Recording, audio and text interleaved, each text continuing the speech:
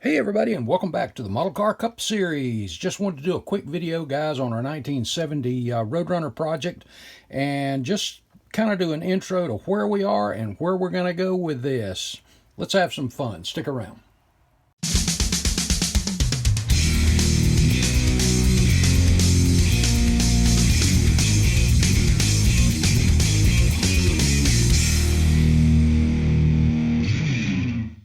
Today's trivia question: crew chiefs Buddy Parrott and Todd Parrott are A, cousins, B, father and son, or C, brothers? Okay, guys, just a reminder, this is what we're going for. And it's going to be more of a semi-diorama because it's going to be on track instead of just one of the usual display models.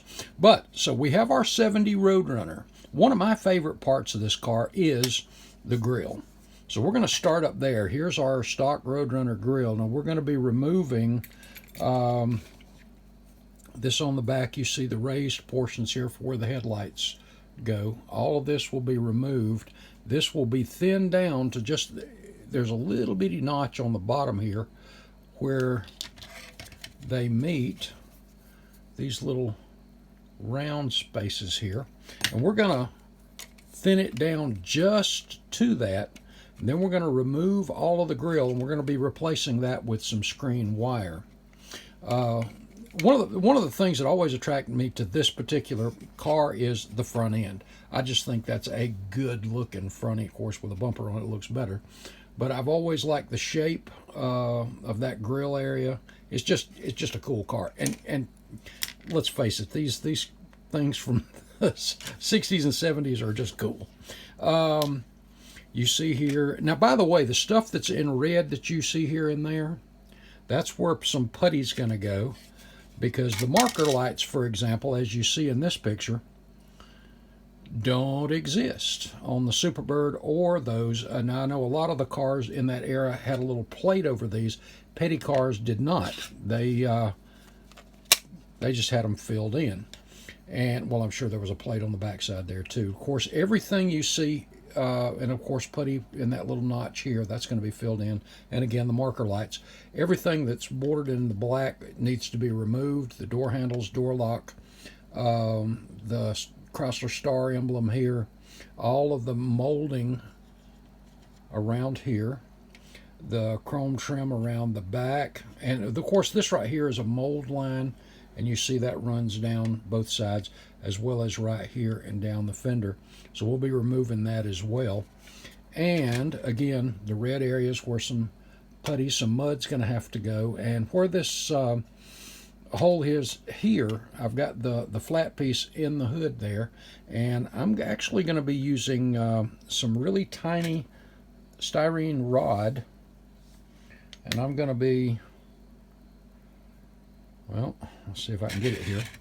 I'll put a little Tamiya thin cement, and we'll be putting that around that and filling that in, make it easier to sand too. Whoop, wait a minute, I had the wrong one there. Here's the rod I want to use, and let that cure up really good, and we'll take it from there. Next up, we'll have to remove the windshield wipers all together, and of course under the hood all of this will be removed. Now, because it's going to be an on-track display, there will not be well, there will be an engine in the car, but the hood's going to be closed, so you're not going to see it, but I am going to go ahead and do a Hemi if we're in there. Also, the vent window on the sides, those will have to be removed. If you look at a lot of, or any of the pictures, the only 70s that ran the vent window and the side windows were the Superbirds when they were at Talladega or Daytona. And I think at Pocono was the other place I saw it. But anyway, otherwise, on the Superbird, and especially on this one because it was more of a short track car, the vent window was totally removed.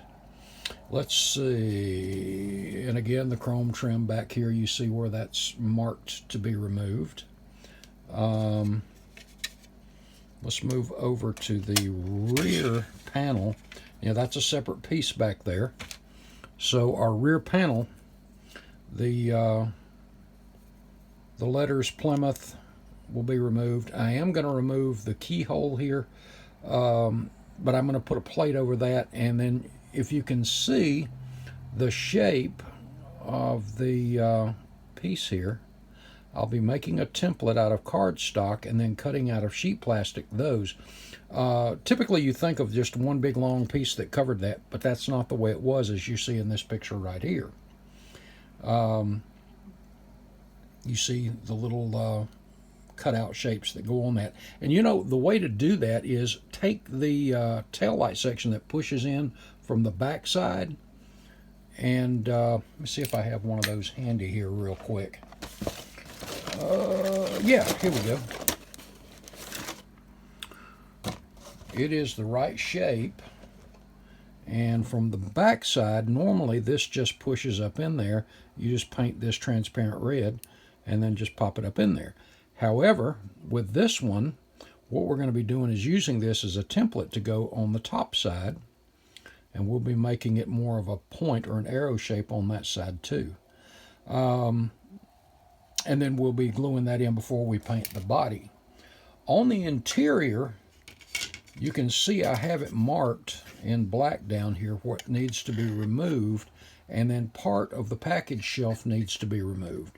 As you can see in this picture, it's kind of a step up. It's going to come up from the floor, and it's going to go at an angle. It's going to come back a little bit further here, then it's going to come up at an angle, then it's going to come up, and there'll be the little plate, or I guess a secondary shelf down here, that you'll see where the shock absorber access panels are, and then back up to a shorter package shelf up there.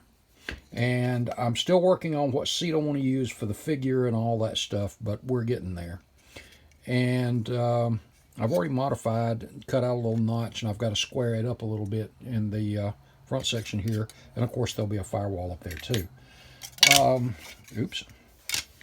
And I think that's about it. A lot of rough cutting here. Now you see in these pictures where the wheel wells are going to have to be, and I've already mocked those up. And always measure whenever you do this. I put the chassis in it too to square up where the center of the wheel well is going to be. And then I always check the top of my mark to the top of the fender to make absolutely sure both sides are going to match up. And as you see, we've already done that. And of course, the little blue tick there is just center of the wheel well. Now this looks pretty rough back here, and that's just a roughed out spot. And as you can see here, the way it looks in the rear, this is not going to be so abrupt as far as the squared off sections. It'll be rounded, but that gives me my basic height and all that stuff. And as you see here in the pictures, well, let's look at the car first.